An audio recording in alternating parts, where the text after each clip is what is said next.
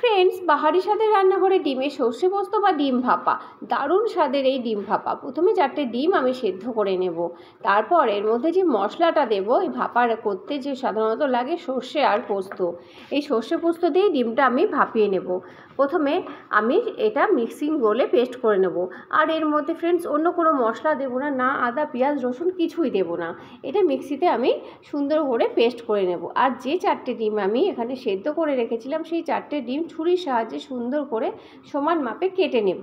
তারপর এর মধ্যে লবণ আর হলুদ মাখিয়ে দিয়ে আমি একটা প্যান নিয়ে এসি। সেই প্যানের মধ্যে সর্ষের তেল দিয়ে লবণ হলুদ মাখানো সেদ্ধ ডিমগুলো দিয়ে দিচ্ছি। এখনও পর্যন্ত আমি ওভেনটা অন করিনি। ডিমগুলো দিয়ে দিয়েছি, তারপর দিয়ে দিলাম সর্ষে পোস্ত যে বাটা ছিল সেই পেস্টটা দিয়ে দিয়েছি, কাঁচা লঙ্কা দিয়েছি, কালো জিরে দিয়েছি। এবার আমি ঢাকা দিয়ে ওভেনটা অন করে দেব।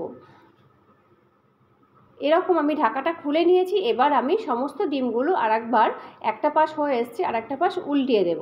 এইরকমভাবে উল্টিয়ে দিয়েছি আর রেডি হয়ে গেছে আমার ফ্রেন্ডস ডিমের সর্ষে পোস্ত। এই রকম ডিমের সর্ষে পোস্ত খেতে কিন্তু দারুণ লাগবে গরম গরম ভাতের। ভালো লাগলে প্লিজ লাইক করবেন।